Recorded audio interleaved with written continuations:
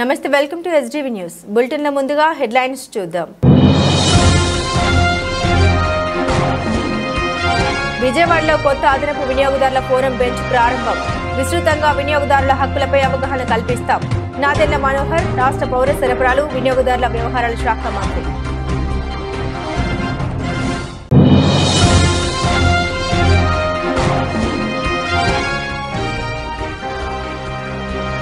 ప్రజా సమస్యల్ని వేగంగా పరిష్కరించాలి. విజయవాడ నగరపాలక సంస్థ కమిషనర్ ధ్యానచంద్ర.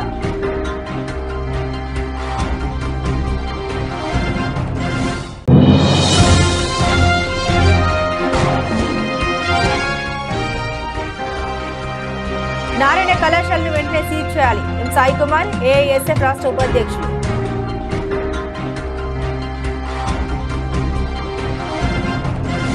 రాష్ట్ర ముఖ్యమంత్రి నారా చంద్రబాబు నాయుడు అధ్యక్షతన రాష్ట్ర సచివాలయంలో 2 రోజుల పాటు జరగనున్న 3వ జిల్లా కలెక్టర్ల సమావేశం ప్రారంభమైంది.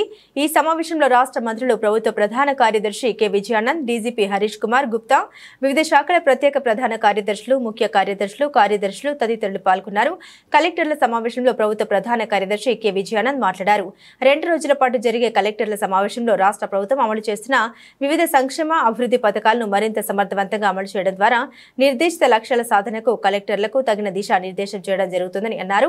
అదేవిధంగా ఆయా పథకాలు, కార్యక్రమాలపై పూర్తి అవగాహన కల్పించేందుకు ఈ 2 రోజుల సమావేశంలో కృషి చేయడం జరుగుతుందని సిఎస్ విజయానంద్ పేర్కొన్నారు. పీఎం సూర్యఘర్ పథకం కింద ప్రతి అసెంబ్లీ నియోజకవర్గంలో 10,000 రూప్ టాప్ సోలార్ విద్యుత్ తయారీ యూనిట్లు ఏర్పాటు చేయాలని ప్రభుత్వం లక్ష్యంగా నిర్ణయించిందని, ఆ లక్ష్య సాధనకు కలెక్టర్లు తగిన చర్యలు తీసుకోవాలని తెలిపారు.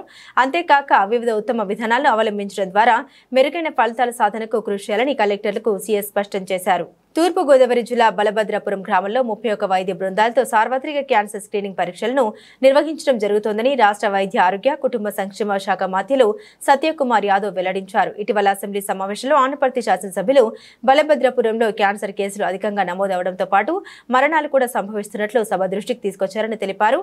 అందుకు అనుగుణంగా ఆరోగ్య, వైద్య మరియు కుటుంబ సంక్షేమ శాఖ ఆధ్వర్యంలో గ్రామంలో సమగ్ర క్యాన్సర్ సర్వేను ప్రారంభించడం జరిగిందన్నారు. ఈ అంశంపై సోమవారం రాష్ట్ర సచివాలయంలో ఆయన మీడియా సమావేశంలో మాట్లాడుతూ ఆరోగ్య శాఖ ఇప్పటికే నవంబర్ 2024 నుండి నోటి, రొమ్ము మరియు గర్భాశయ క్యాన్సర్ నిర్ధారణ చేసే సార్వత్రిక క్యాన్సర్ స్క్రీనింగ్ నిర్వహిస్తుందని, ఇప్పటికే 47% జనాభాను కవర్ చేయడం జరిగిందని తెలిపారు. బలభద్రాపురం గ్రామంపై ప్రత్యేక దృష్టి సారించి క్యాన్సర్ స్క్రీనింగ్ పరీక్షలకై 31 వైద్య బృందాలను నియమించగా వారిలో బహుళ ప్రయోజన ఆరోగ్య కార్యకర్తలు, సహాయక నర్సులు మరియు గుర్తింపు పొందిన సామాజిక ఆరోగ్య కార్యకర్తలు ఉన్నారు. వీరికి 7 ప్రాథమిక ఆరోగ్య కేంద్రాల వైద్యులు మరియు కాకినాడ వైద్య కళాశాల, జిఎస్ఎల్ వైద్య కళాశాల నిపుణులు తగిన సహాయం అందిస్తున్నాయని తెలిపారు. ఈ సమావేశంలో రాష్ట్ర వైద్య ఆరోగ్య శాఖ ప్రత్యేక ప్రధాన కార్యదర్శి ఎంటీ కృష్ణబాబు మాట్లాడారు. క్యాన్సర్ అనేది నేడు ప్రపంచవ్యాప్తంగా ఉన్న వ్యాధిని, క్యాన్సర్ వ్యాధిని ప్రాథమిక దశలోనే గుర్తించగలిగితే మెరుగైన ఫలితాలు వస్తాయని, సకాలంలో తగిన నిర్ధారణ పరీక్షలు చేయించుకోవాలని విజ్ఞప్తి చేశారు. క్యాన్సర్ అనుమానిత కేసులుగా గుర్తించిన వారికి మెరుగైన చికిత్సలకై విశాఖపట్నం హోమీ బాబా క్యాన్సర్ కేంద్రం ద్వారా గాని లేదా ఎన్టీఆర్ వైద్య సేవలో ఇంపానల్ ఆసుపత్రిలో చికిత్స పొందాలని వారికి ఆప్షన్ ఇవ్వడం జరిగిందని అన్నారు. అంతేకాక క్యాన్సర్ కు సంబంధించి ఎన్టీఆర్ వైద్య సేవలో 256 ప్రొసీజర్లను పొందుపరచడం జరిగిందని తెలిపారు. ఈ మీడియా సమావేశంలో డిఎంఈ డాక్టర్ నరసింహ పాల్గొన్నారు. మిత్రులారా,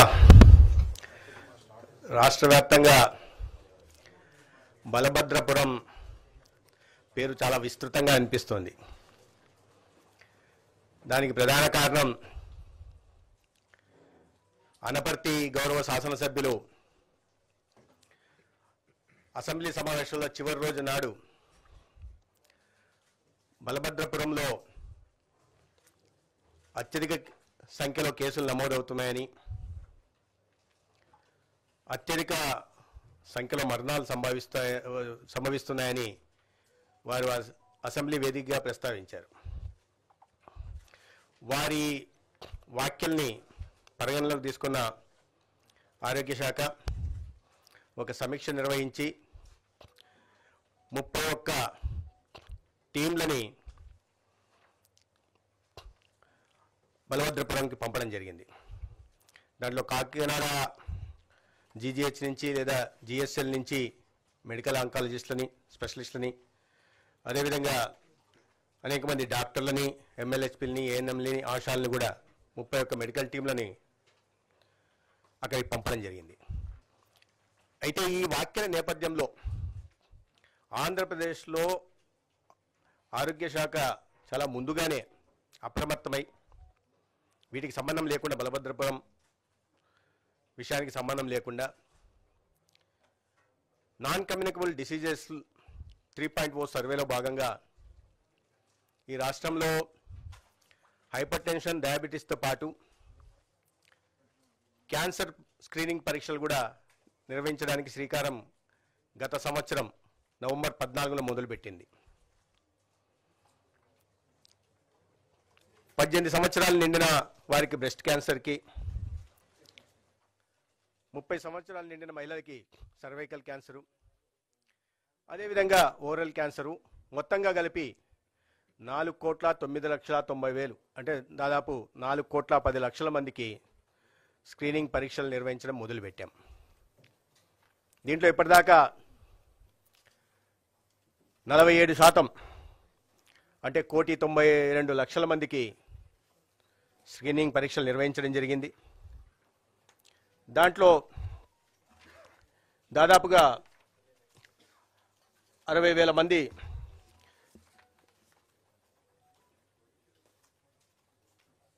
సర్వైకల్ క్యాన్సరు, 50,000 చిల్లర ఓరలు, అదేవిధంగా బ్రెస్ట్ క్యాన్సర్ మొత్తం కలిపి 1,45,000 మంది సస్పెక్టెడ్ కేసెస్ వచ్చాయి. ప్రధానం మీకు నోట్ ఇస్తున్నాం, నోట్లో సంఖ్యలు పూర్తిగా ఇవ్వడం జరిగింది. దీంట్లో నేను కావాలంటే కూడా చెప్తాను. బ్రెస్ట్ క్యాన్సర్ సంఖ్య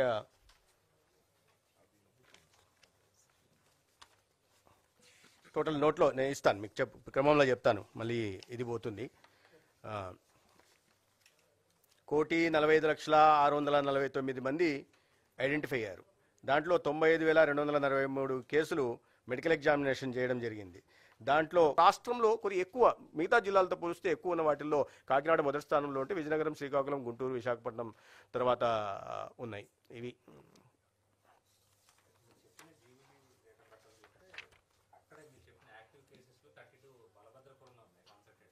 పాజిటివ్ కేసెస్.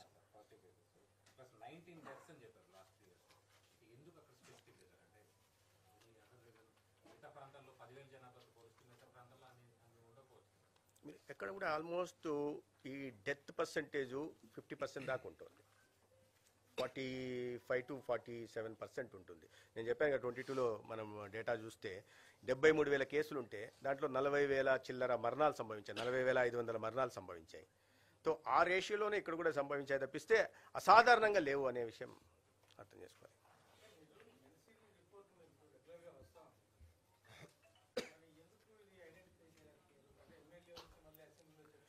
లేదా అదే చెప్తున్నా, ఎన్సిడి రిపోర్టు ప్రకారం ఇక్కడ విత్ ఇన్ ద లిమిట్స్ ఉంది. అప్పటిదాకా మేము చేస్తున్న దాంట్లో నేను సంఖ్య చెప్పాను. అప్పటికి మేము ఇక్కడ ఏది అనపర్తిలో 51.12% చేశామని చెప్పాం. రాష్ట్ర వ్యాప్తంగా సగటు 47% అయితే అక్కడ 51, బలభద్రపురంలో కూడా అదే శాతంలో చేసి ఉంటాం. ఇదైతే ఎమ్మెల్యే గారు దాన్ని ప్రస్తావించారు. ఆ ప్రస్తావించిన తర్వాత 100% చేశాం ఎలిజిబుల్ వాళ్ళందరికీ. చేస్తే కూడా అది సస్పెక్టెడ్ కేసెస్ 38 వచ్చాయి. దాంట్లో నేను చెప్పినట్టుగా 10 to 15% పాజిటివ్ కేసెస్ అయ్యే అవకాశం ఉంది. So with in the limits.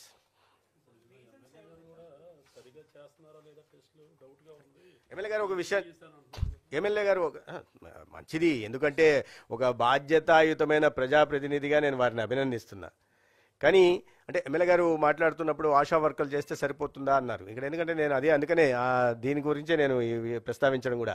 ASHA వర్కర్లు ఫెసిలిటేట్ చేస్తారు, ఏ ఇల్లు తిరిగి సర్వే చేసే పని వాళ్ళు చేస్తారు. అయితే పరీక్షలు నిర్వహించే పని మాత్రం trained CHOs, community health centres, వీళ్ళకి దగ్గర 6 నెలల పాటు దీని గురించి హోమీ బాబా క్యాన్సర్ ఇన్స్టిట్యూట్ ద్వారా ట్రైనింగ్ ఇవ్వడం జరిగింది.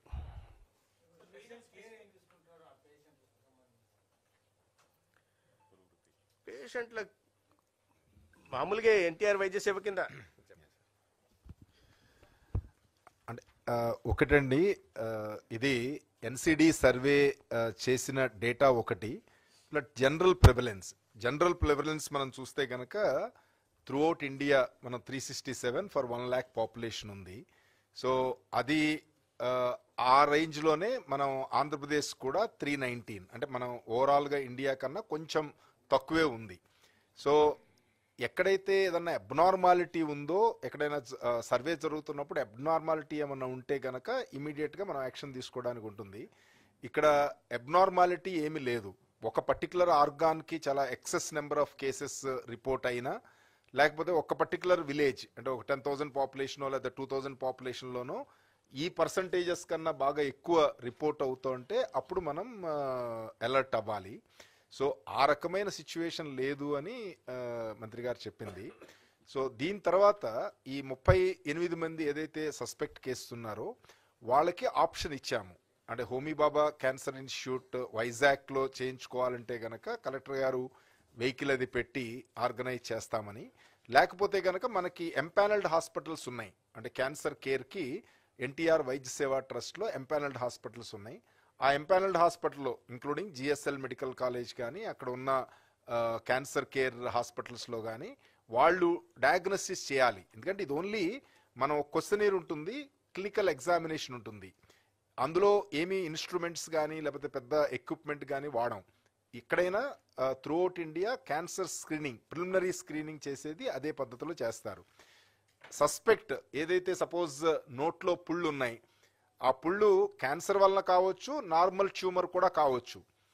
సో అలాగే బ్రెస్ట్లో లంప్స్ ఉన్నాయి. ఆ లంప్స్ ప్రతిదీ ఉన్న ప్రతి గడ్డ కూడా క్యాన్సర్ అని అనడానికి లేదు. చాలా బెనైన్ ట్యూమర్స్ కూడా ఉంటాయి. సో ఇవన్నీ తెలియాలంటే కనుక మనం ప్రివెంటివ్ ఆంకాలజీ వింగ్స్ అని మనం గవర్నమెంట్ జనరల్ హాస్పిటల్స్లో పెట్టాం. అక్కడికి వెళితే కనుక వాళ్ళు క్లినికల్గా ఎగ్జామిన్ చేసి బయాప్సీ చేస్తారు అవసరం అనుకుంటే. సో బ్రెస్ట్ అనుకుంటే కనుక మనకి మ్యామోగ్రఫీ చేసి, మ్యామోగ్రఫీలో కూడా ఏదైనా డౌట్ అనిపిస్తే కనుక అప్పుడు అక్కడ చిన్న పార్ట్ తీసి బయాప్సీ తీస్తారు. అలాగే మనకి సర్వైకల్ క్యాన్సర్ అయితే పాప్ స్మియర్ చేసి అందులో ఫర్దర్ గా ఏమైనా డౌట్ ఉంటే వినియోగదారుల హక్కులకు రక్షణ భరోసా కల్పించేందుకు కృషి చేస్తామని రాష్ట్ర పౌర సరఫరాలు వినియోగదారుల వ్యవహారాల శాఖ మంత్రి నాదెళ్ల మనోహర్ తెలిపారు. విజయవాడ సిటీ సివిల్ కోర్టు సెంటర్లో వినియోగదారుల కమిషన్ 2వ అదనపు బెంచ్ సోమవారం బెజవాడ బార్ అసోసియేషన్ భవనం 2వ అంతస్తులో మంత్రి నాదెళ్ల మనోహర్, పౌర సరఫరాల శాఖ commissioner Saurav Gaur, forum chairman Bezawada bar association సభ్యులతో కలిసి ప్రారంభించారు. ఈ సందర్భంగా మంత్రి మాట్లాడారు. నాణ్యత లేని సరుకులు, కాలం చెల్లిన వస్తువులు అమ్ముతూ వినియోగదారుని మోసం చేసే వారిపై చట్టపరంగా తగిన చర్యలు తీసుకుంటామన్నారు. విజయవాడలో వినియోగదారుల హక్కులకు వేదికగా ఈ అదనపు బెంచ్ పనిచేస్తోందన్నారు. అంతేకాకుండా వినియోగదారులకు తగిన సమాచారం అందించడంతో పాటుగా రాష్ట్ర వ్యాప్తంగా వినియోగదారుల హక్కులపై అవగాహన కల్పిస్తామన్నారు. దేశంలో ఆంధ్రప్రదేశ్ రాష్ట్రం వినియోగదారుల ఫోరం కేసుల పరిష్కారం మరియు వినియోగదారులకు పరిహారం అందించడంలో చాలా ముందు ఉందన్నారు.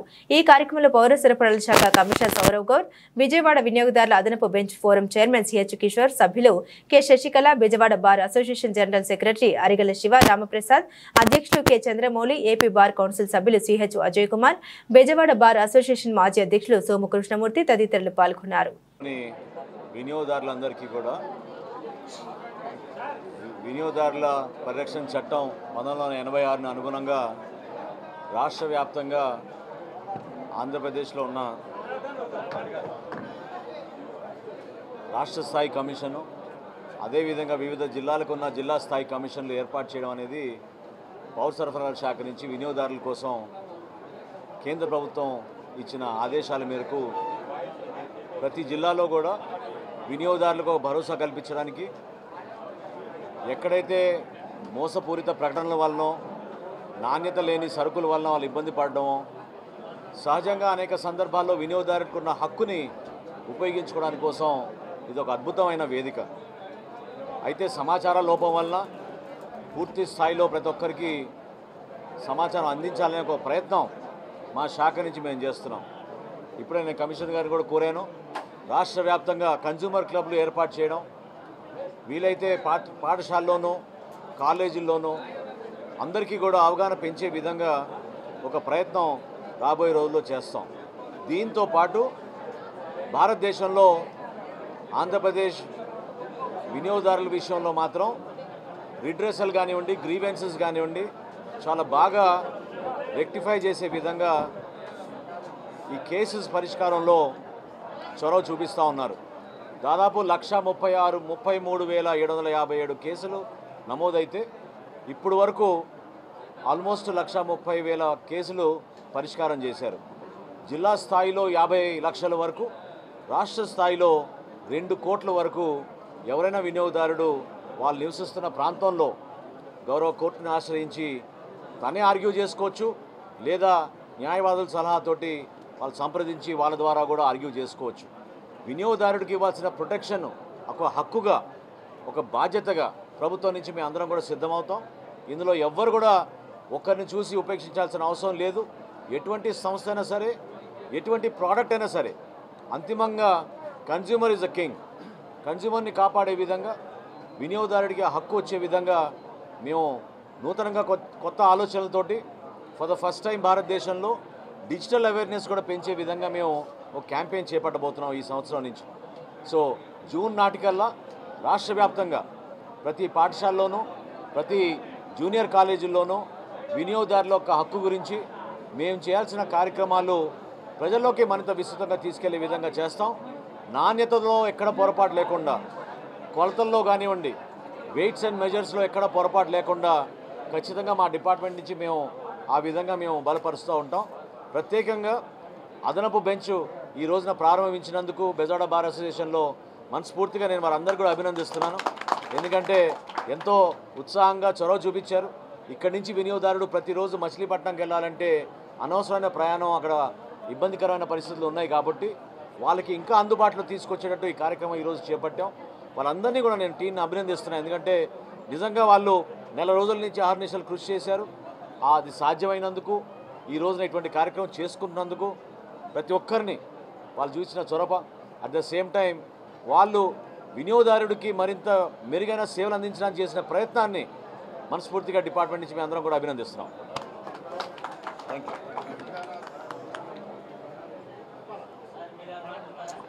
మీడియాలో వెళ్ళిపోతే మేము వాళ్ళతో మాట్లాడుకోవాలి. ఎందుకంటే ఒక 300 కేసులు ట్రాన్స్ఫర్ అవగా మేము హానరబుల్ మినిస్టర్ గారిని కలిసి రిప్రజెంటేషన్ ఇవ్వగా ఆయన విజయవాడ మీద ఉన్న ప్రేమతో ఇమీడియట్గా 1 మంత్లో మనం కోర్టుని ఇవ్వడం జరుగుద్ది, మీరు ఇమీడియట్గా స్టార్ట్ చేసుకోండి అని చెప్పి మాట ప్రకారం ఈరోజు రాష్ట్రంలో మరి ఈరోజు కోర్టు వినియోగదారుల ఫామ్ ఇచ్చినందుకు ఆయనకి మా భారతదేశంలో హృదయపూర్వక ధన్యవాదాలు తెలియజేసుకున్నాం. Thank you sir. విజయవాడ పశ్చిమ నియోజకవర్గం స్వాతి సెంటర్ కూడల్లో ఐజా సంస్థల అధినేత మైనార్టీ నాయకుడు షేక్ గయాజుద్దీన్ ఐజా ఆధ్వర్యంలో స్థానిక ముస్లింలకు పవిత్ర రంజాన్ మాసం సందర్భంగా భారీ షాహీ ఇఫ్తార్ దావత్ కార్యక్రమం నిర్వహించారు. ఈ కార్యక్రమానికి పశ్చిమ నియోజకవర్గ తెదేపా సీనియర్ మైనార్టీ నేత మాజీ ఎమ్మెల్యే జలీల్ ఖాన్ హాజరయ్యారు. పవిత్ర రంజాన్ మాసంలో ఈ విధంగా ఇఫ్తార్ విందు ఇవ్వడంతో ముస్లిం సోదరులు ఐక్యత, అభిమానాలు పెరుగుతాయని, ముస్లింలందరికీ పేద ధనిక తేడా లేకుండా భారీగా ఇఫ్తార్ విందు ఇచ్చిన ఐజా సంస్థల అధినేత ఐజా ఆయన అభినందనలు తెలిపారు. ముందుగా నాకు ఈ అవకాశం ఇచ్చిన మీడియా సోదరులకి కృతజ్ఞతలు తెలుపుకుంటూ గత 5 సంవత్సరాలుగా ఈ యొక్క రంజాన్లో ఇఫ్తార్ విందు అనేది ఐజా గ్రూప్ ద్వారా నేను ఏర్పాటు చేస్తూ ఉన్నాను.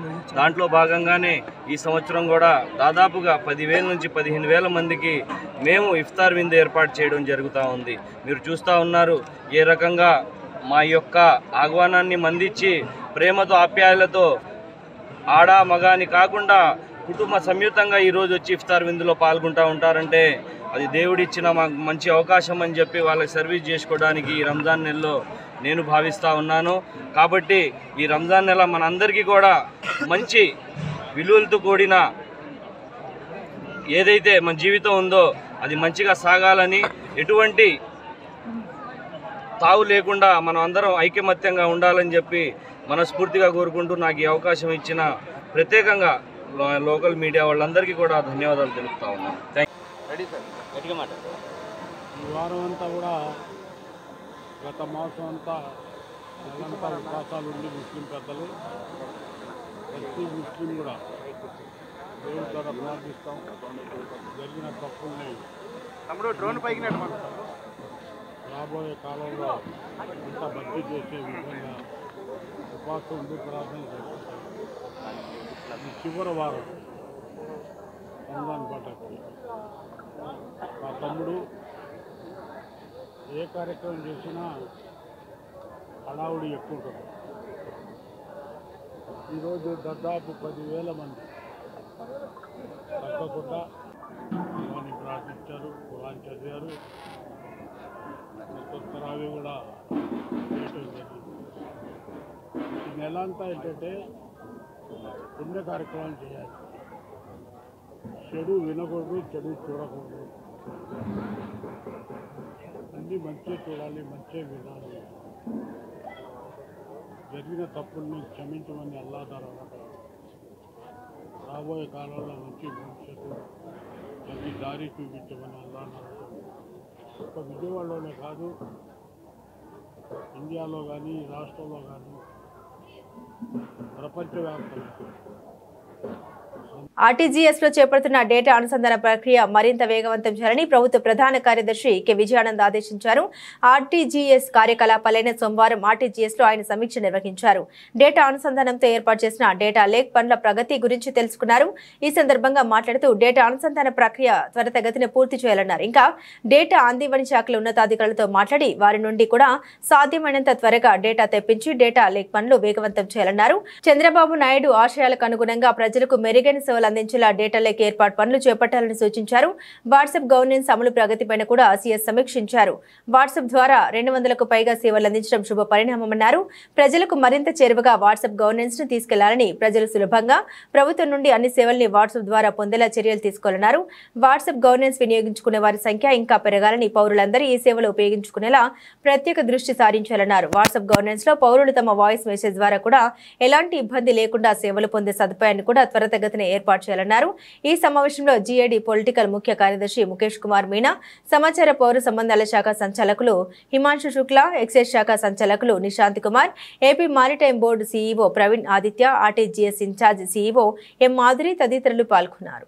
ప్రజా సమస్యల పరిష్కార వేదిక ద్వారా పీజీఆర్ఎస్ అందిన ఆర్జీలకు త్వరితగతిన నాణ్యమైన పరిష్కారం చూపాలని జిల్లా కలెక్టర్ డాక్టర్ జి లక్ష్మీష అన్ని శాఖల అధికారులను ఆదేశించారు.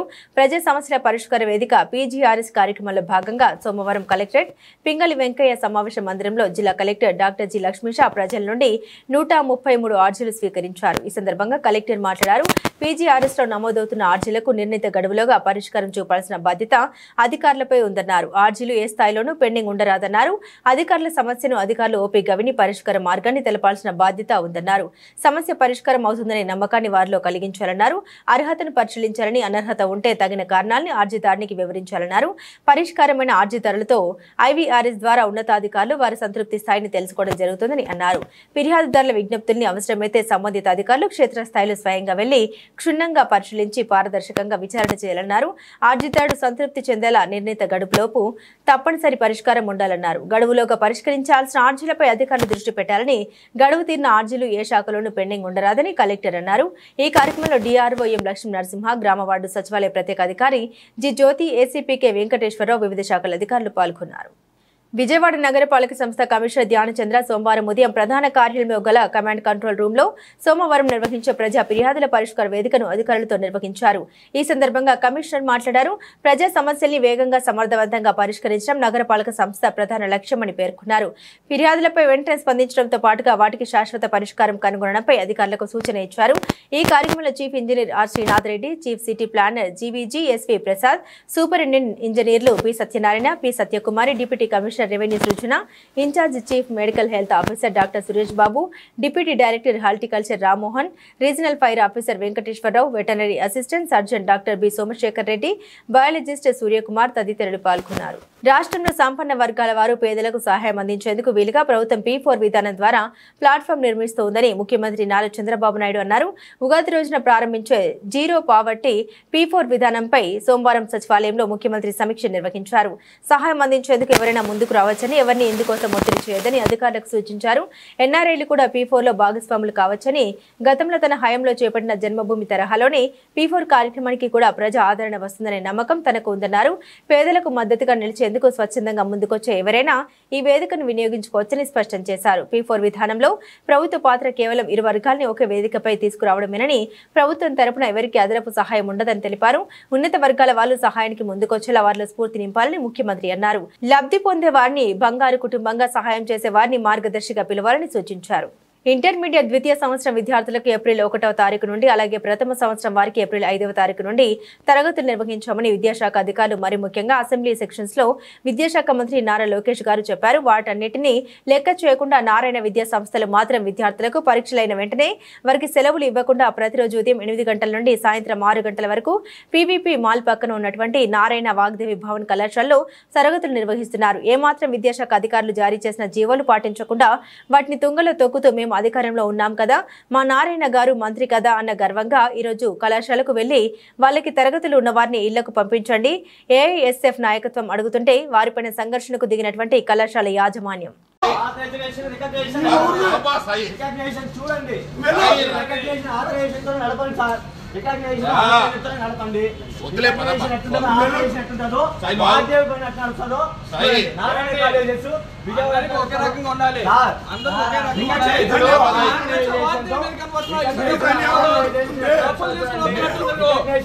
ఫోన్ చేసా రండి సార్ వెళ్దారా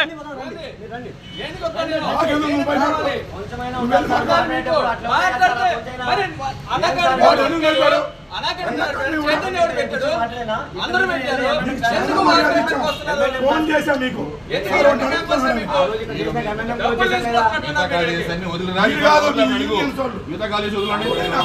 మేము కాదు మేము పద్ధతిగా ఆ రోజు నేను చాలా పద్ధతిగా అడిగాను మరి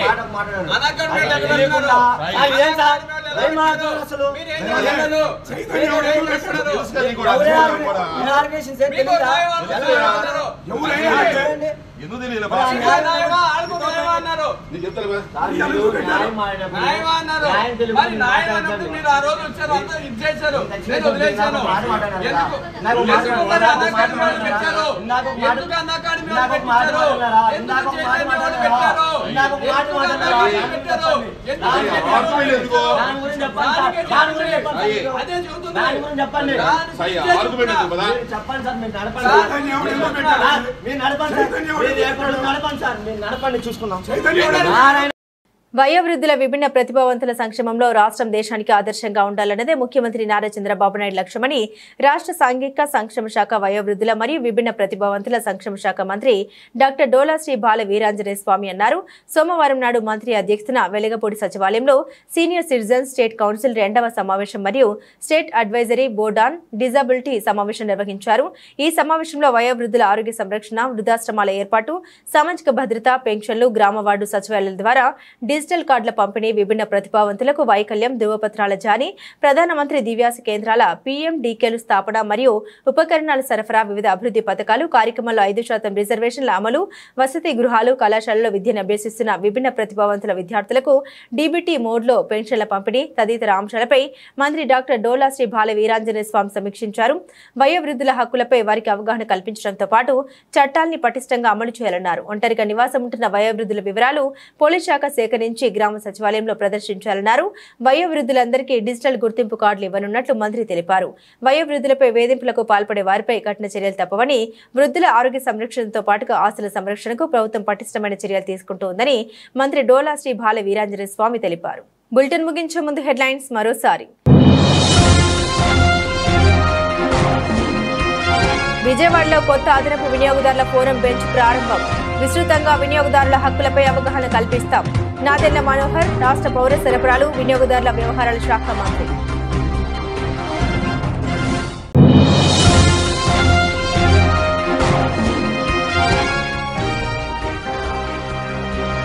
ప్రజా సమస్యల్ని వేగంగా పరిష్కరించాలి. విజయవాడ నగరపాలక సంస్థ కమిషనర్ ధ్యానచంద్ర.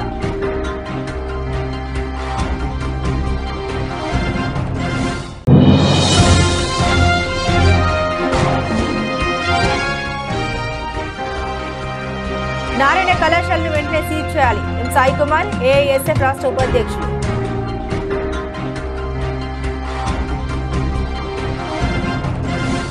ఇవి బులెటిన్ అప్డేట్స్. మరిన్ని అప్డేట్స్ కోసం చూస్తూనే ఉండండి SDV న్యూస్.